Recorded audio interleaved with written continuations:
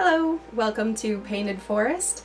Today's piece is one based on this sketch that I did, and it's a little bit Art Nouveau based, but I also think it looks a little bit like a greenhouse with big windows, and I'm going to be painting it on this gorgeous gray-blue glass that I'm really excited about. And I think because of the glass, it's going to look a little bit like a greenhouse on a stormy day. And so I'll talk a bit about greenhouses and their history, and show some pictures of some neat ones around the world.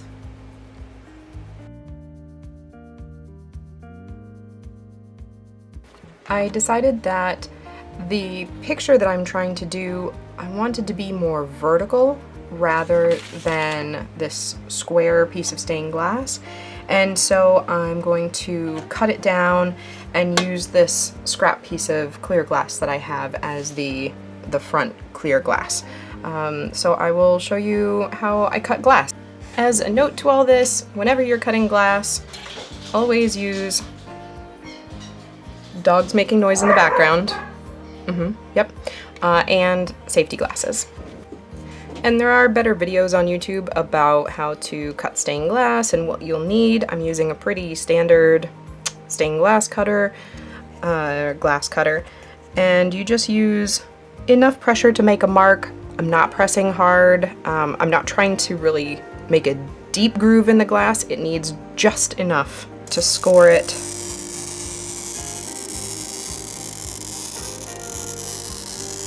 to where I'll be able to cut. And then the satisfying part,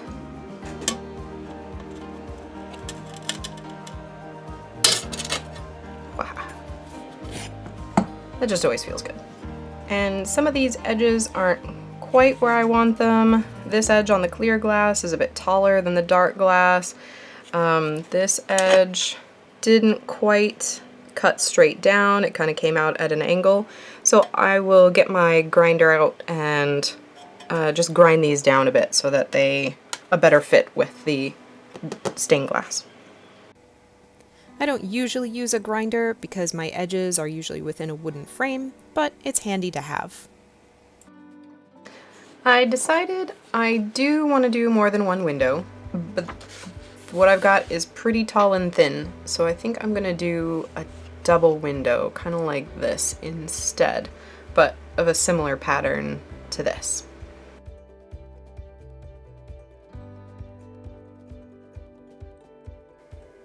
Today's hint of history is about greenhouses. A greenhouse is an enclosed structure that creates an environment that gives control over temperature, humidity, and ventilation in order to grow plants. The idea to control the environment to be able to grow plants that wouldn't ordinarily grow at that time or place has been around for centuries.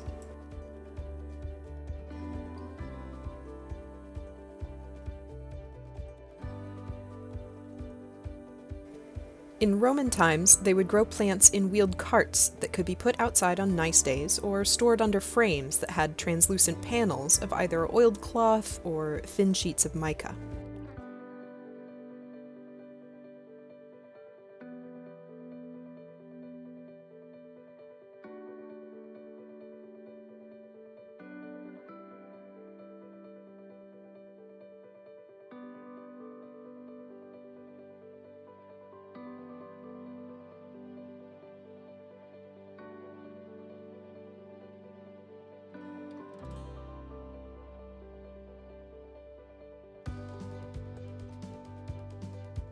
I might add some more viney stuff later, but here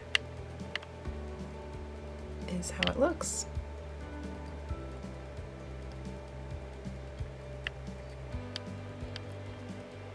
Now I just need to ink it all in pen. I'm starting with the first layer of paint on the top closest to the viewer. Except I started with the wrong color. Alright, now I've got the right color.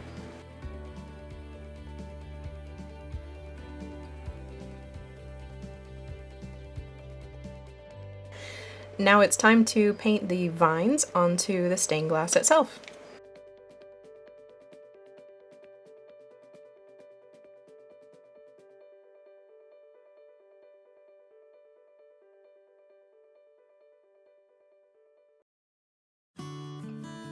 Putting the red leaves on the white vines.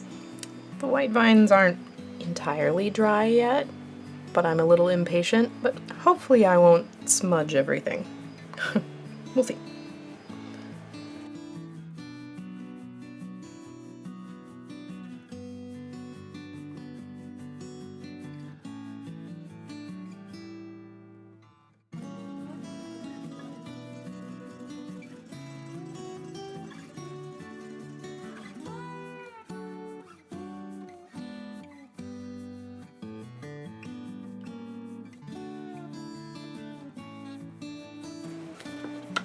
It's not supposed to be yellow, it's supposed to be...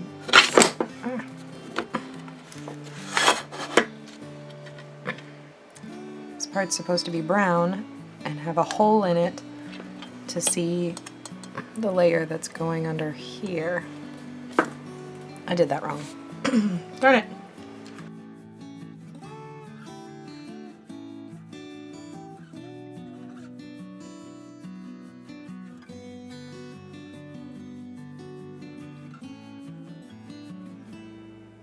In the 16th century in Italy, they created giardini botanica, which were botanical gardens that were similar to modern greenhouses, but were often very difficult to keep properly regulated.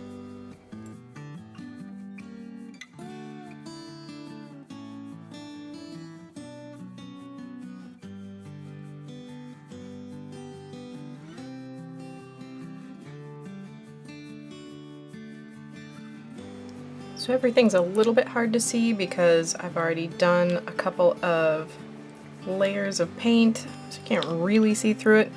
But I am trying to do this squiggly design on top, and there's just going to be a lot of me flipping back and forth trying to figure out where this should go.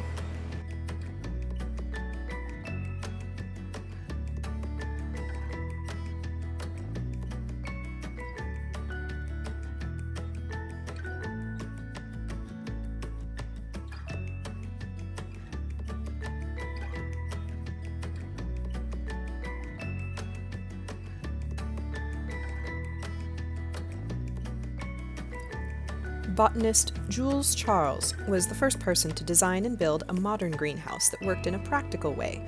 His greenhouse was constructed in Leiden, Holland, to grow tropical plants for medicine.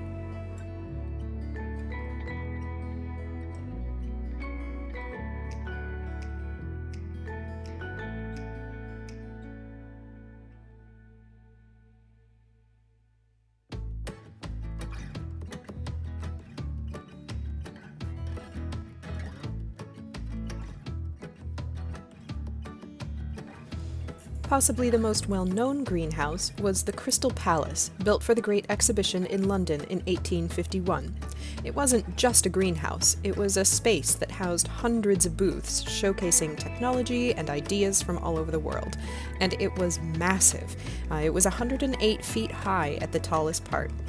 It was later taken down and rebuilt in another area of London where it stood for over 80 years until it was almost entirely destroyed by fire in 1936.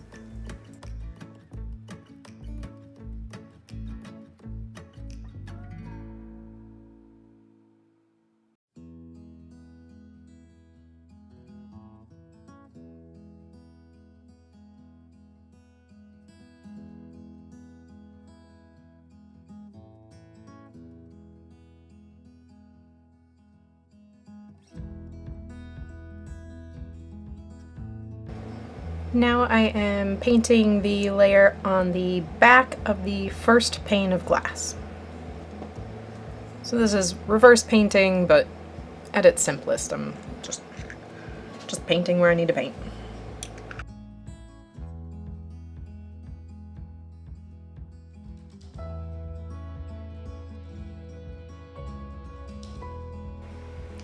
Alright, thank you so much for sticking around to see how this piece turned out. And, of course, I'm biased, but I think it turned out really well. It is, of course, right up my alley with the swirls and the vines. Those are always fun to do. I am a little bit surprised just because The main reason that I used the yellow and the browns was just because I had those 4 paint colors that were kind of in a gradient, and so I decided to use them and see what happened a bit. And actually I like how contrasting they turned out to the blue of the glass, and they turned out really well, I think. It's kind of an unusual color combination. I don't do that very much. And I also enjoyed that the leaves, the little red leaves on the vines, which you probably can't see real well from this distance, they turned out and gave kind of nice little pop of color. And of course I'll show some pictures after this so you can see the details a bit better. But I really like the way that this one turned out, and if you enjoyed the process of me making it, then please subscribe to the channel and help me grow. And I will see you in the next video. Thank you so much. Bye.